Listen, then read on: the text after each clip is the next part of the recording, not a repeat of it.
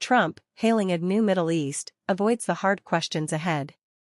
In touting his Gaza ceasefire win, the president projected optimism for a wider peace while sidestepping the many obstacles that remain. Analysis by Karen DeYoung. A ceasefire in the two-year Israel-Gaza war, the release of remaining Israeli hostages, and the flow of humanitarian aid into Gaza were welcome first steps in addressing the long-running conflict in the Middle East. Whether they will mark what President Donald Trump on Monday called the historic dawn of a new Middle East is another matter entirely.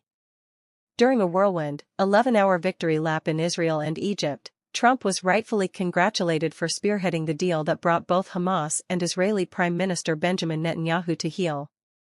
But in speeches, Trump sidestepped any mention of the seismic chasms that remain in the region, including the West Bank, where about 3 million Palestinians live in an ever-smaller space under increasingly militarized Israeli occupation and threatened annexation.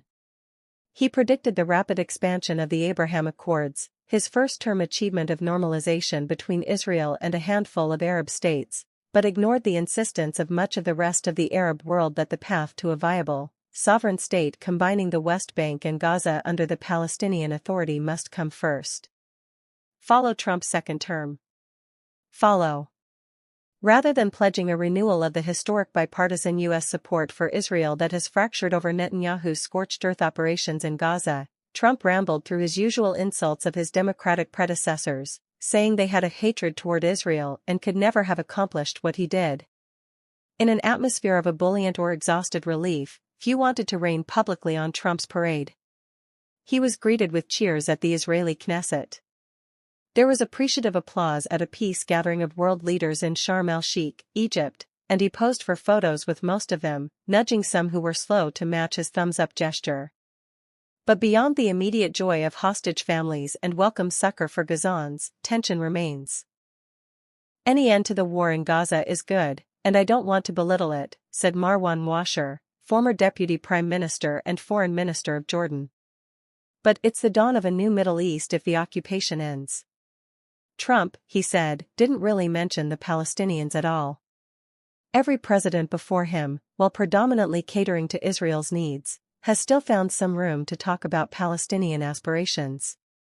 None, in this case. None, Washer said. Other experts voiced more immediate concerns about the other 17 parts of Trump's 20-point plan. After the guns were silenced, the hostages home and Gazans fed. Most concerned vague descriptions of Hamas disarmament, new security and governance institutions, and reconstruction of the demolished enclave. Israel has withdrawn its forces to an agreed line just outside most populated areas, and Hamas militants have already emerged from their tunnels to conduct triumphant parades down the rubble-filled streets. While the Trump plan calls for disarming them and prohibiting any participation in further governance, it is unclear how that will be done and who will do it.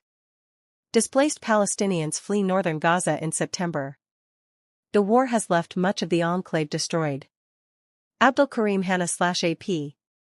An international stabilization force is envisioned to provide security in Gaza until it can gradually be turned over to a vetted and trained Palestinian force. But while the United States has announced a 200-member U.S. contingent to supervise the ceasefire from a base in Israel, no country has publicly said it would participate in the stabilization force, and there is no evidence it is being assembled.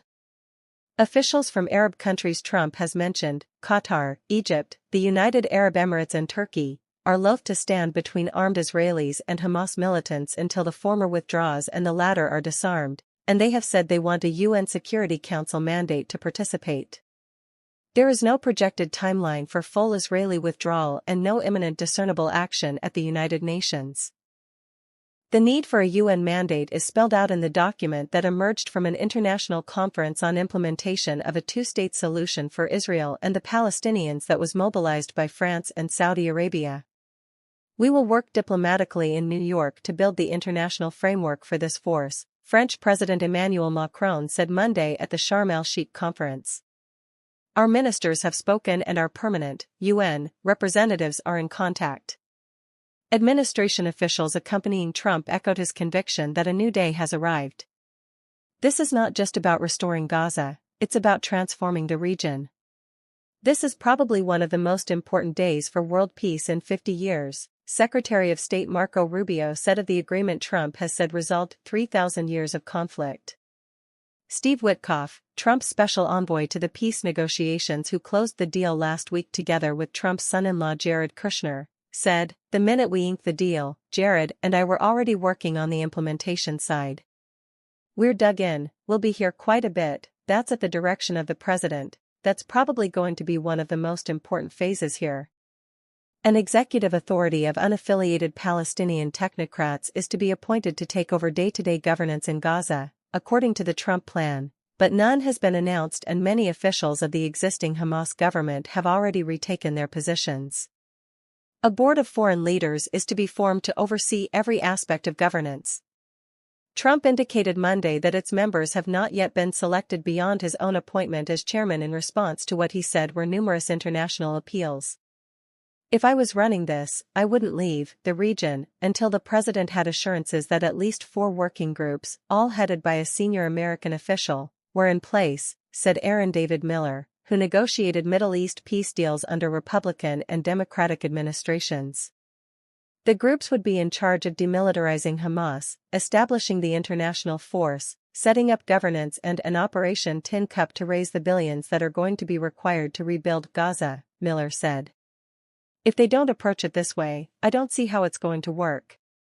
I can't tell you in 25 years, even though our efforts mostly failed, how many peace conferences and big gatherings I went to," he said. "It's the day after the peace conference where serious people wake up and say, 'What do we do now?'"